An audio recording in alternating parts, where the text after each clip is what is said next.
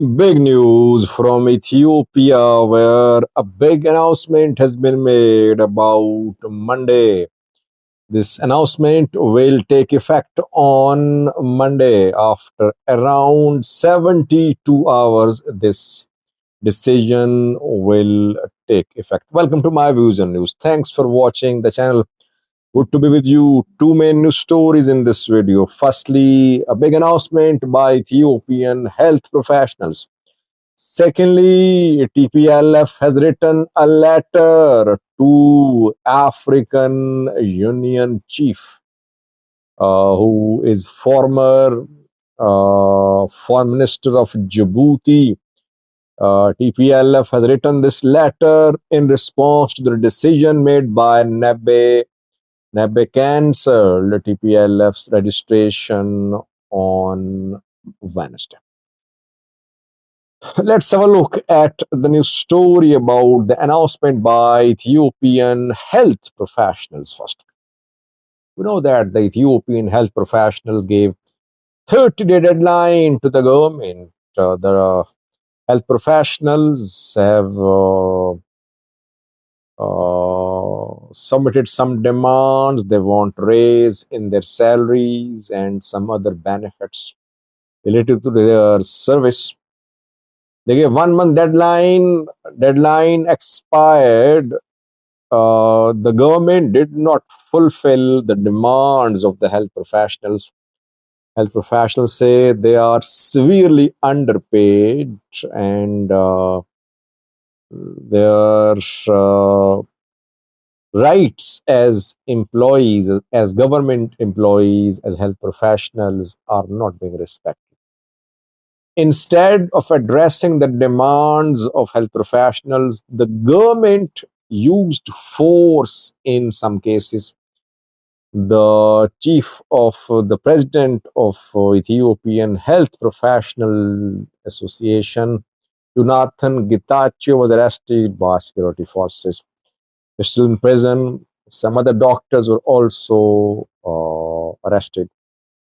On Tuesday, the deadline given by the health professionals expired. Then they went on partial strike. So since Wednesday, since yesterday, we've been saying partial strike by health professionals in different parts of Ethiopia at different hospitals in Amhara region, in Oromia, in Sidama, in other parts of Ethiopia. Doctors, health professionals have been on partial strike. Partial strike means that emergency department is open, emergency surgeries are being performed, delivery and nurseries are also open. But just a few minutes ago, Ethiopian health professionals made a big decision. They say that the government is not engaging them. Government is not negotiating with them. Government is not taking their demands seriously, which are fair demands. Rather, the government is using force. Security forces are being deployed at hospitals. That is why Ethiopian health professionals have decided to go on full strike. Starting from Monday, all public hospitals will close. No service whatsoever will be provided. Emergency will be closed. All surgeries will be postponed. So the health professionals have given 72 hours last deadline to the government. Friday, Saturday, Sunday. Starting from Monday, there'll be no health care service provided by government hospitals in Ethiopia. In today's statement, health professionals said that if any hospital faces intimidation, the health professional there can implement the call for full strike immediately. And at one hospital, the full strike has been implemented.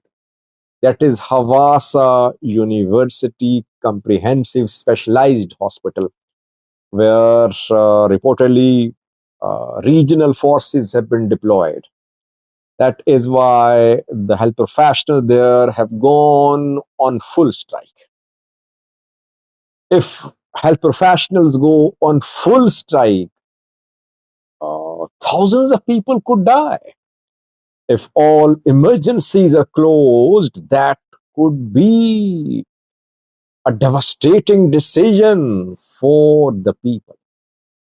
Health professionals say that whatever will happen in terms of consequences, government will take responsibility. It will be responsible. Why? Because government is not listening to health professionals, not entertaining the genuine, fair demands of the health professionals. So, next 72 hours crucial. Will the government continue using the tactics of force and intimidation?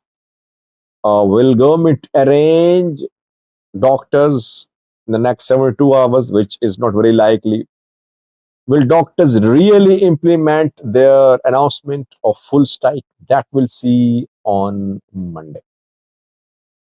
Second was TPLF has written a letter to AU chief, African Union chief, who is Djibouti's former foreign minister.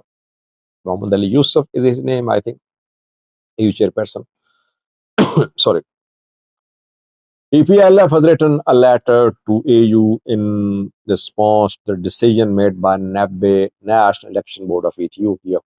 On Wednesday, NABE deregistered TPLF. Now, TPLF is an illegal political party. It has no registration certificate. NABE and TPLF have been involved in stalemate for several months. NABE, National Election Board of Ethiopia, registered TPLF as a new political party. TPLF refused to accept new registration. It demanded restoration of its status. NABE says, in accordance with the law, it cannot restore TPLF as a party. It can only register it as a new political party. Stalemate there. NABE asked TPLF to hold a party congress and to meet the requirements for their new registration to be valid, but TPLF refused to hold a party congress. It did not comply with the instructions passed by NABE. That is why NABE yesterday cancelled TPLF registration. In today's letter written by TPLF to AU chief, TPLF says that validity of Pretoria is in danger. Interesting. TPLF is linking the decision about its deregistration to Pretoria, saying that Pretoria is not only being violated, but its validity is also in danger. And Africa Union should step in.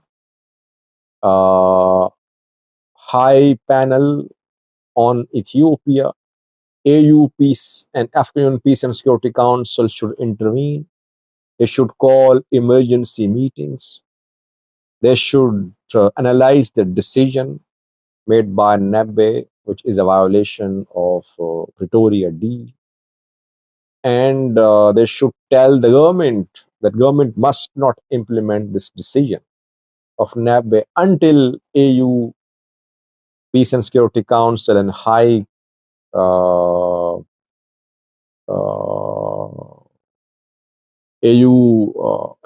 until High Panel on Ethiopia make a decision about the announcement by NABE. This is what TPLF said, by the way, a few days ago, that if its status is cancelled by NABE, it will explore other avenues like contacting mediators, contacting AU observers. This is what TPLF is doing, hinging its hopes on response from African Union observers, including Western diplomats, Western elements negotiate Pretoria.